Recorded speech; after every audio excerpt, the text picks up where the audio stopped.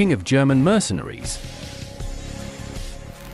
Chapter 347, Crash Course for Young Officers. After making the decision, Marin quickly wrote 2 secret letters and sent them to Königsberg and Stockholm, respectively, to Grand Master Philip and former Swedish Regent Sten Sture.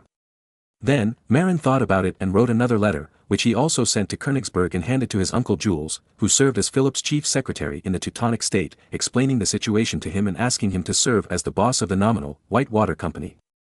After his messengers rushed to Königsberg and Stockholm at full speed, Grand Commander Philip, Old Sten Sture and Uncle Jules all received the secret letter.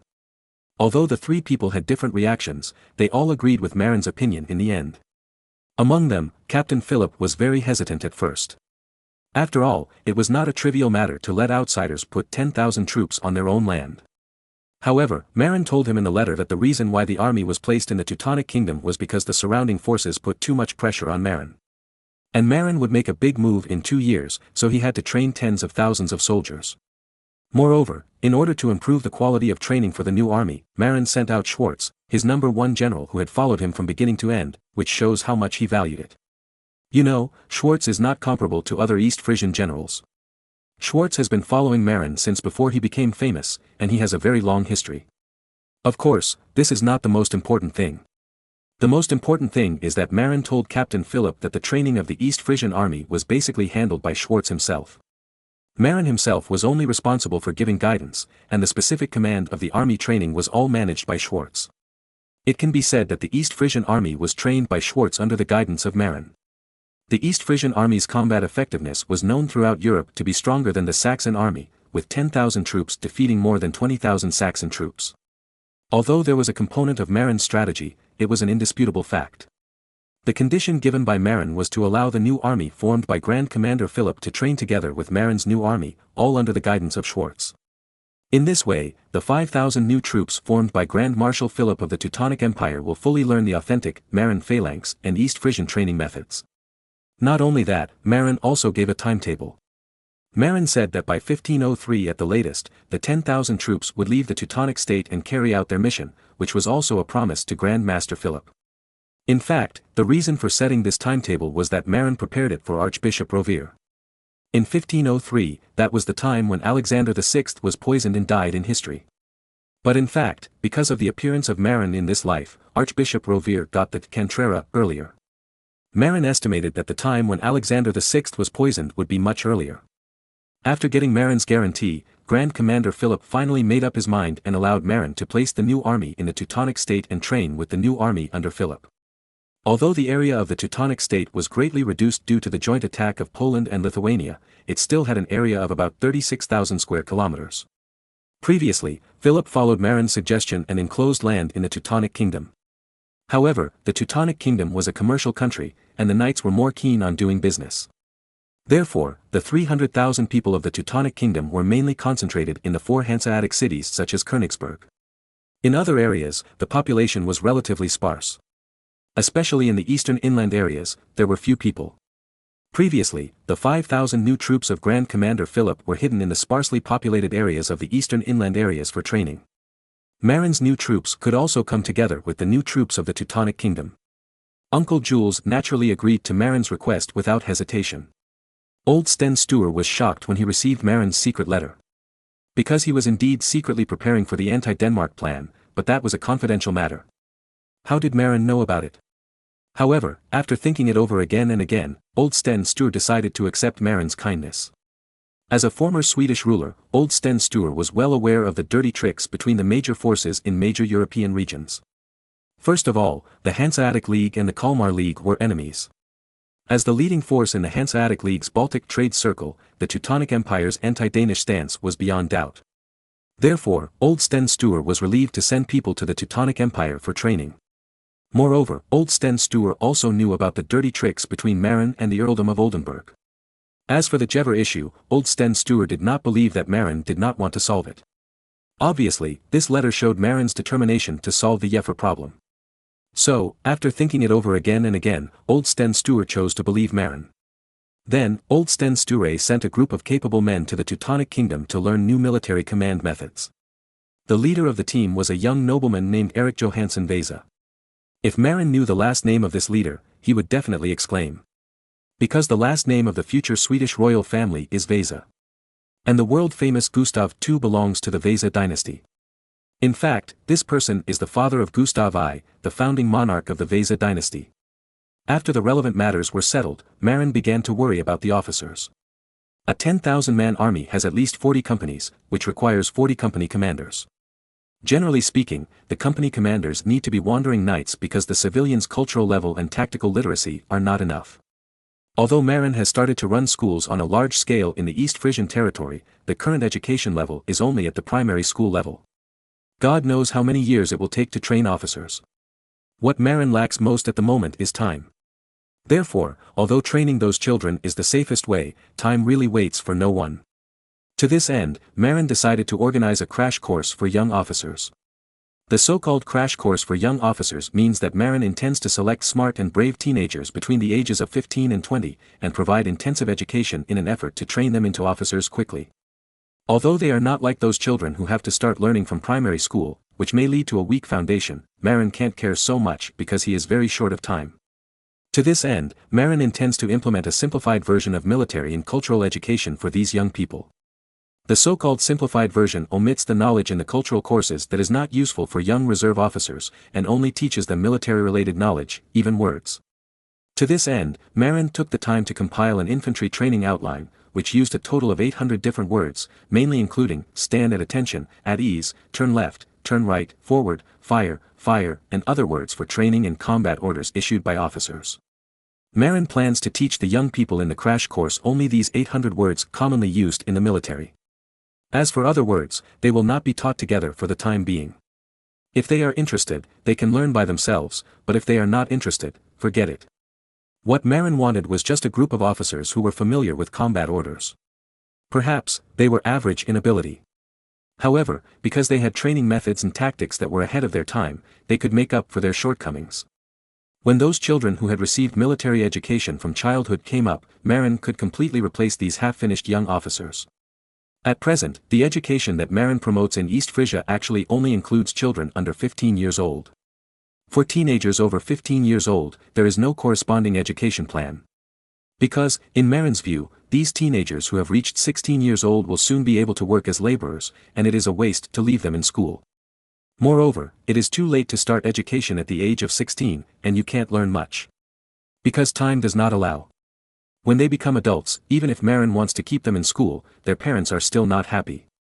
But now, in order to quickly obtain a group of suitable grassroots officers, Marin had to use a group of smart and brave young people. Because Marin couldn't wait any longer.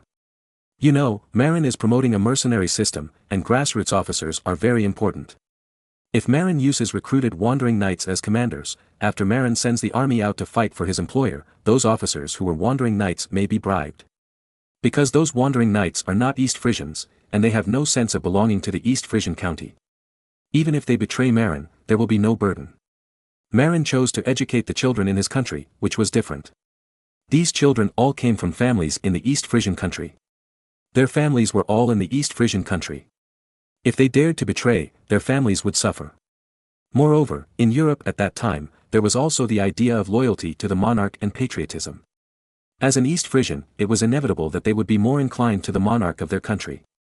Even those wandering knights would pay more attention to the monarch of their country under the same circumstances. However, no matter how much Marin wanted to quickly learn, it would take time to train young officers. Marin thought again and again and felt that it would take at least a year. Before that, Marin planned to temporarily use the wandering knights of the Teutonic Kingdom as grassroots officers while training the army of the Teutonic Kingdom. In this way, the wandering knights under the command of Grand Master Philip of the Teutonic Empire can also learn authentic advanced command methods, and Marin will have enough time to train young officers. To this end, Marin selected 200 smart and brave teenagers from all over the country to attend this crash course for young officers. Their task is to memorize the 800 words that appear in the infantry training outline within 1 year. In the future, when issuing military orders, they will not use unfamiliar words beyond the range of 800 words. This will also facilitate unified command in the future. Because the 1-year time given by Marin was too short, Marin selected 200 young people between the ages of 16 and 20. However, not all of these 200 people will eventually become officers. During this period, Marin will strictly implement the elimination system until 1 year later, the best 40 people will be selected to serve as grassroots officers of the 10,000-man army. The remaining 160 people will be eliminated, but they can serve as team leaders who do not need much education.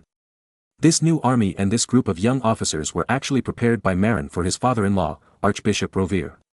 In the future, they will escort Archbishop Rovere back to Rome with 10,000 mercenaries and help the Vatican attack Florence in the future. Although they may not meet Marin's requirements, these 10,000 people are sent to Italy to fight. The combat effectiveness of the Italian army is generally weaker than that of the German army. Therefore, even if their tactical qualities are not good enough, they are still enough to bully the Italians with their trap command methods and guns.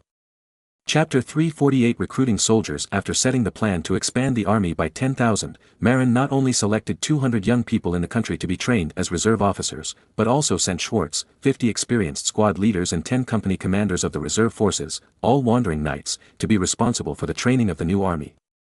However, Schwartz and his men did not go directly to the Teutonic Kingdom, but went south to recruit soldiers in southern Germany first.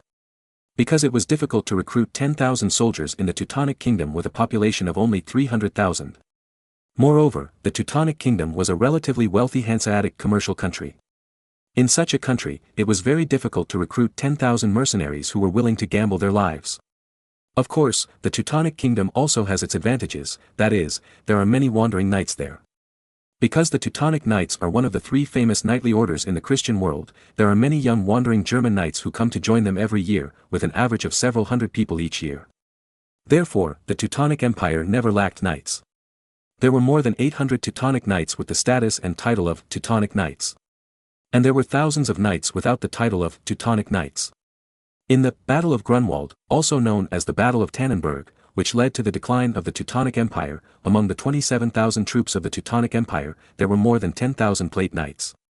Of course, their enemy, the Polish and Lithuanian coalition, had more troops. After the defeat at the Battle of Grunwald, the Teutonic Empire began to decline and could no longer maintain a force of more than 10,000 plate-armored heavy cavalry. However, it can still maintain a force of 5,000 plate-armored heavy cavalry. Among them, there are more than 800 Teutonic knights with titles. Due to the decline of national strength, the Teutonic Kingdom cannot hire enough wandering knights. Therefore, now the Teutonic Kingdom can only select the most outstanding ones from the hundreds of wandering knights who come here every year and add them to the Teutonic army. Most wandering knights actually cannot find opportunities. Many young wandering knights came to the Teutonic Kingdom with dreams, but after wasting a few years, many of them were disappointed to find that they could not join the Teutonic Knights. Therefore, many older wandering knights would give up their dreams and return to the German region to find a noble to serve. Some wandering knights even went directly to Poland or Lithuania. Some also went to the Livonian Order, the nominal vassal of the Teutonic Kingdom, to look for opportunities. Therefore, Marin only planned to recruit 9,000 infantry and artillery in the German region this time, and then leave 1,000 positions for recruiting cavalry in the Teutonic state. You know, there are thousands of wandering knights who can't wait for a chance in the Teutonic Kingdom. Before, Grand Master Philip recruited 1,000 people because he had a stake in Marin's salt trade. But Grand Master Philip estimated that there were still 2,000 or 3,000 wandering knights who hadn't waited for a chance. It was no problem for Marin to select 1,000 wandering knights in the Teutonic Kingdom. Although these wandering knights may not be smart, and their knightly skills are not as good as those picked by the Teutonic Kingdom, they are born in knight families after all, and their horse fighting ability is at least much better than those civilians who have never practiced. You know, these wandering knights have been trained for at least 10 years, and their horse fighting skills must be good. Organizing these eliminated wandering knights and eliminating the scum with bad character can completely form an elite cavalry. Moreover, Marin had already made up his mind. He did not intend to form a pure plate armor knight, but decided to transform them into half-armored heavy cavalry similar to the Polish winged hussars. This type of cavalry, the cavalry only wears half armor, and the warhorse is not armored. Its impact is stronger than that of light cavalry, but weaker than that of heavy cavalry. However, their speed and endurance are better than those of plate armor knights. It can be said that winged cavalry is a compromise between plate armor knights and light cavalry. In war, they are called lancers. Marin planned to form a 1,000-man lancer force to test its power. Moreover, Marin also selected a tactic for these lancers, wall charge. This tactic is extremely effective against cavalry in a scattered line. Because the dense cavalry formation can allow more spears to pierce the enemy. No matter how good the enemy's martial arts are, facing multiple spears piercing at them. Even if they are not pierced to death, they will be pierced off their horses and then trampled by the enemy's war horses. If the opponent is a light cavalry, then it goes without saying that they will be stabbed to death directly, and after they die, their bodies will fall to the ground and be trampled by the horses. Of course, this tactic is only suitable for fighting European cavalry and Arab cavalry, because both European cavalry and Arab cavalry are used to solving problems with close combat. But if the wall charge was used in East and Central Asia, it would definitely be beaten to death by the Mongolian and Tatar cavalry archers. Because the overall speed of the wall charge is not fast. If the lightly armed cavalry archers turned back and shot arrows while running away, they would definitely beat the heavy cavalry who launched the wall charge to death. After all, their horses and lower bodies have no armor and cannot resist arrows. However, Marin never thought of using lancers and wall charges in Asia. After all, Marin's current opponents are basically Europeans. European cavalry are used to close combat, either using lances or sabers, but not bows and arrows or muskets. Currently, the only cavalry unit in Europe that uses muskets is Marin's Black Knights. As for the 9,000 infantry, Schwarz will lead his men to recruit in the poor countries in southern Germany. However, when Schwarz and his men rushed to Württemberg and Alsace, they found that there were not many young people who met the recruitment requirements. This is no wonder. Marin had already recruited 10,000 soldiers in these two places, leaving these two regions with a shortage of poor young people who were willing to risk their lives. In desperation, Schwarz sent someone to deliver an urgent letter to Marin as soon as possible, explaining the situation. Marin thought about it and felt that the troops in the two places were indeed insufficient. So he wrote back to Schwarz, asking him to move to the two principalities of Baden and Hesse around Württemberg to recruit new soldiers. Baden and Hesse are both mountainous areas with many mountain people and poor economy. Therefore, it is easy to recruit poor mountain people in these two countries. Moreover, Marin knew that Hesse was a famous mercenary country in later generations. During the American War of Independence, Britain hired a large number of Hessian mercenaries to suppress the North American militia because of its poor army. If it were not for the forced intervention of the French army and Washington's use of land to seduce poor Hessian mercenaries, Washington promised that each deserting Hessian mercenary would get 50 acres of land. The British could completely suppress the independence movement in North America with the Hessian mercenaries. In this way, under the instructions of Marin, Schwarz moved the recruitment agency to Hesse and Baden, and began to recruit local poor and warlike mountain people to serve as new mercenary soldiers. Coincidentally, the men that Marin had sent to Lübeck and other places to buy merchant ships also returned, and brought back 10 200-ton cogs. After the 9,000 infantry arrived in East Frisia in batches by land, they were directly shipped to the Teutonic Kingdom, where they received strict training. Chapter 349, Personal Worship. To be honest, Marin was very worried about sending 10,000 troops to the Teutonic Kingdom. Of course, there would be no problem with the army while Schwarz and others stayed in the Teutonic Kingdom. However, Schwarz was Marin's top general after all, and he would stay in the Teutonic Kingdom for at most half a year. After half a year, Schwarz and others would return home. At this time, the new legion would be commanded by a new person.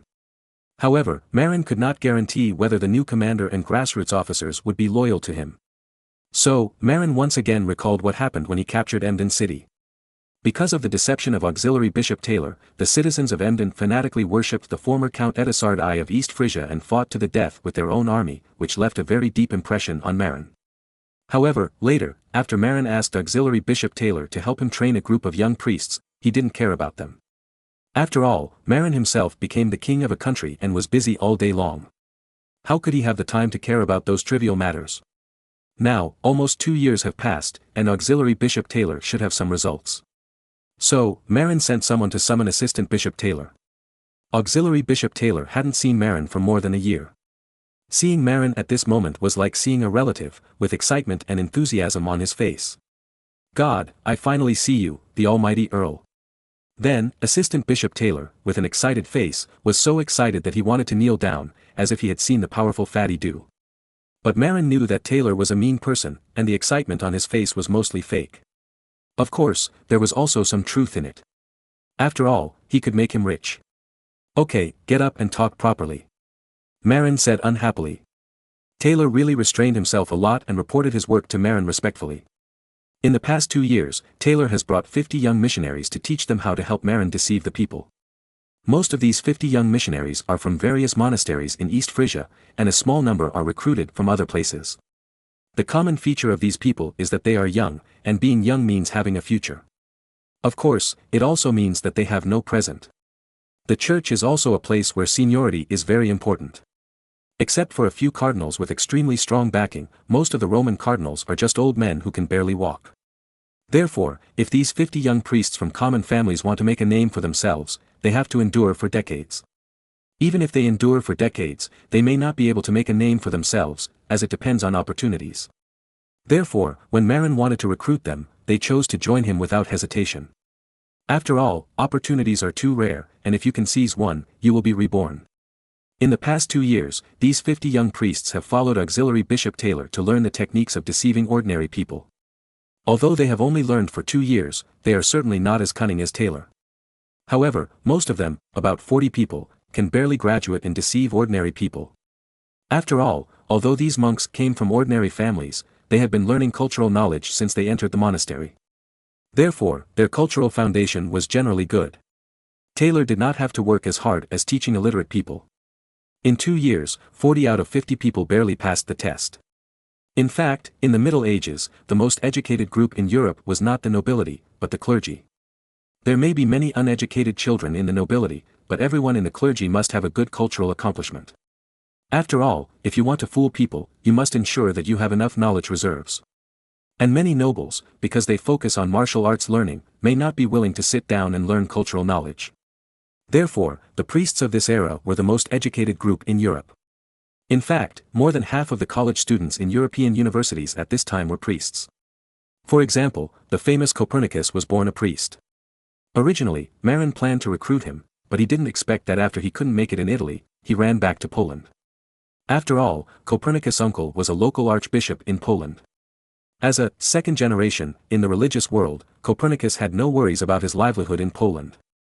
It was just that during his time in Italy, life was a little difficult because he was not in his home turf. Back in Poland, Copernicus was still a young man. Because of the high level of education of the clergy, many of them were recruited by the nobility, entered the court, and held important public positions. For example, Richelieu, a famous French politician in the 17th century, was a cardinal. Louis XIII appointed Richelieu as the Prime Minister of France, and Richelieu lived up to Louis XIII's expectations. Through superb political means, he crippled the Holy Roman Empire and made France rise to become the strongest country in Europe. Of course, a politician as talented as Richelieu may not appear once in 100 years. After all, there are relatively few priests who have the political talent of Richelieu. However, it is undeniable that the cultural level of priests is generally high. Auxiliary Bishop Taylor was also a person without a backer. He only got the position of auxiliary bishop after years of flattery. However, as an auxiliary bishop, although he was a reserve bishop, he might not be able to smoothly take over as the diocesan bishop of the county of East Frisia. Because the bishops of the principalities were decided after consultation between the regional bishops and the princes themselves. The diocesan bishop of the county of East Frisia was mainly decided after consultation between the Archbishop of Cologne, who was in charge of the northern part of Germany, and the Count of East Frisia himself. Now, Archbishop Rich is lying on the sickbed, only half a step away from death. Therefore, Taylor is very anxious at the moment. Now, Marin summoned him, and he was very happy. Because Marin has some power to decide his future. Whether Marin will recommend him as the new Archbishop of East Frisia depends entirely on the ability of the young priests he taught to deceive. Soon, Marin sent the 40 barely qualified young priests to various churches in East Frisia to preach to ordinary people during Sunday worship. By the way, help Marin spread the word.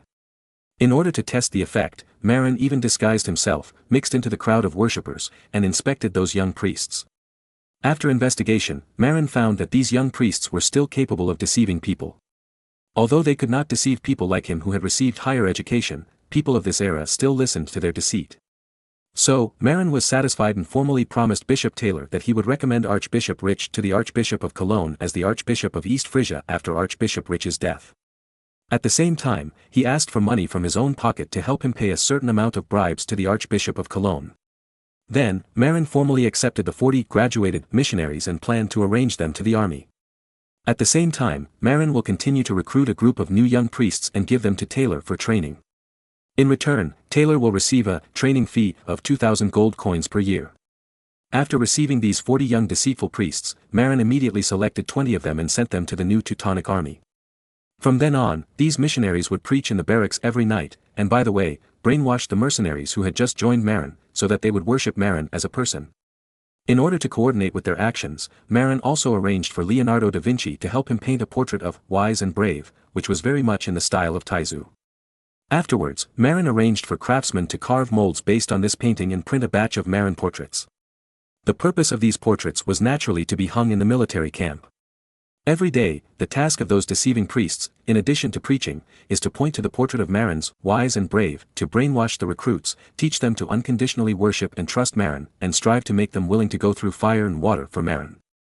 You know, these recruits are not native to East Frisia, they all come from other principalities. It is unrealistic to expect them to be loyal to themselves from the beginning. Therefore, Marin had to send people to fool them all day long. Originally, Marin wanted to establish a system of instructors. However, Marin was seriously lacking in educated people. It was too difficult to select a group of instructors from the civilian population. Therefore, Marin simply selected missionaries from the church who were willing to help him deceive people, and used the opportunity of weekend worship to help him promote himself. Of course, he could also promote himself during weekdays, and he didn't have to wait until the weekend. In this way, according to the actual situation, Marin imitated the instructor system and established the military priest system. He took advantage of the fact that people in this era believed in religion and let the priests help him to deceive people and promote his own personal worship. In fact, Marin originally planned to imitate Taizu and write a collection of quotations. But in the end, he found helplessly that his literary accomplishment was far behind Taizu. Not to mention the collection of quotations, even writing 3 or 2 inflammatory articles was difficult. He did memorize some quotations, but all of them were against feudal rule. He was a great feudal lord, and writing these anti-feudal quotations for the soldiers to memorize was definitely a brain kick by a donkey, and he thought his life was too long. So, he simply gave up and let the priests do it themselves. After all, priests have been taught to deceive people since childhood. If they are not good enough, how can they preach? Therefore, in terms of deceiving people, priests are the professionals.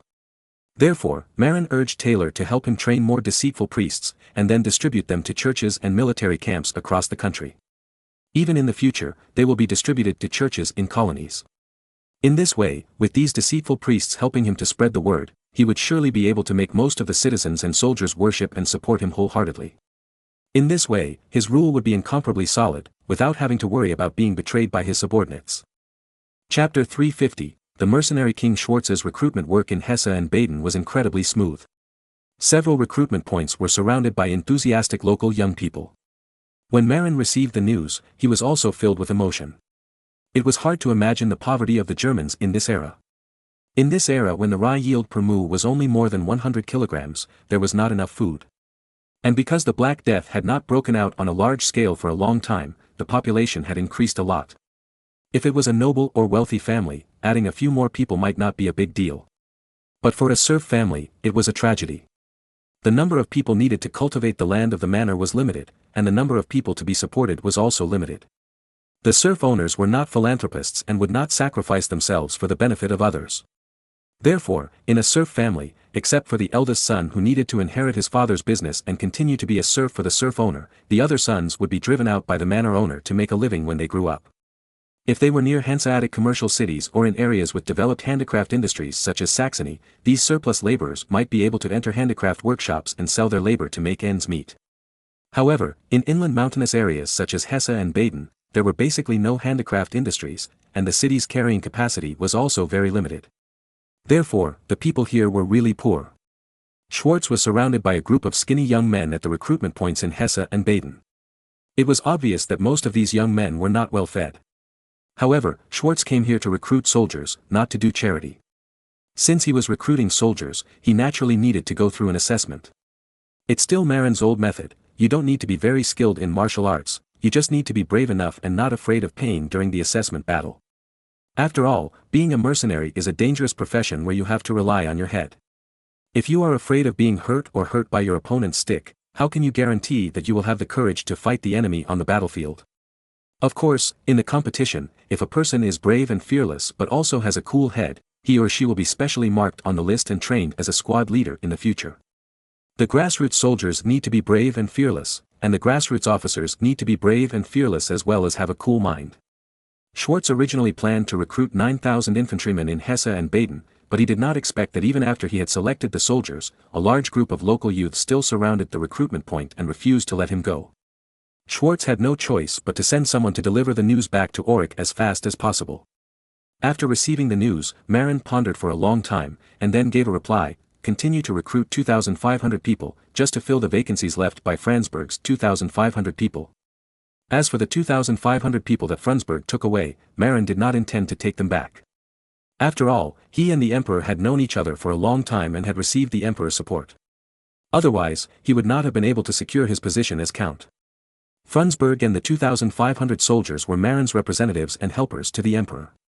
As for this recruitment, Marin changed his plan and prepared to recruit 2,500 more people. In this way, Marin planned to replenish the number of troops in East Frisia to 10,000. Then, 10,000 people were also placed in the Teutonic Kingdom for training. Once Rome changed, these 10,000 people would quickly board the ship and accompany Archbishop Rovere back to Italy by sea. However, even if Schwartz recruited another 2,500 people, he still couldn't stop the enthusiasm of the locals.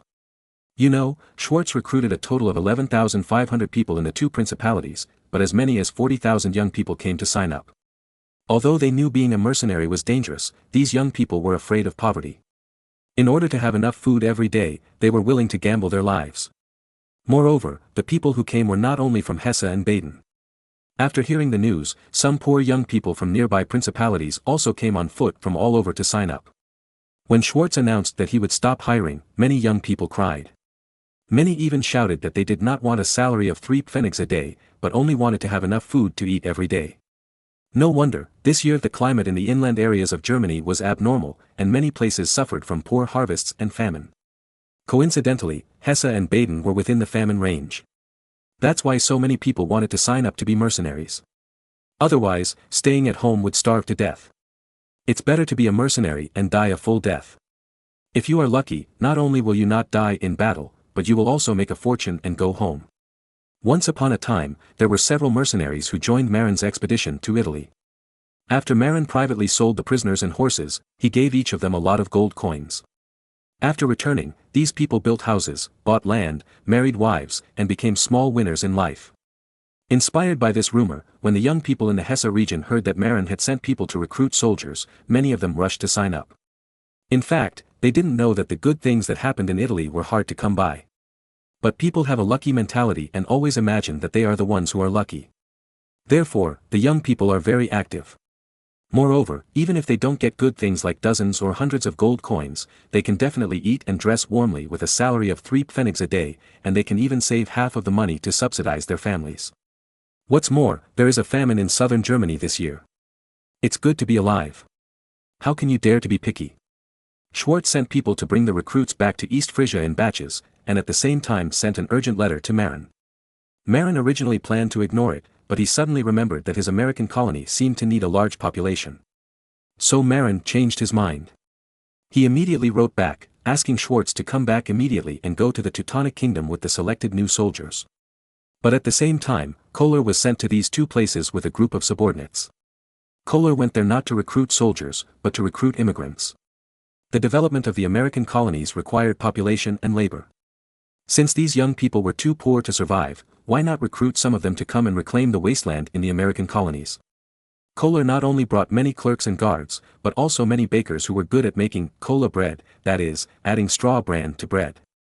Obviously, Kohler wanted to use the simple, direct and crude method of enough bread to attract these hungry young people.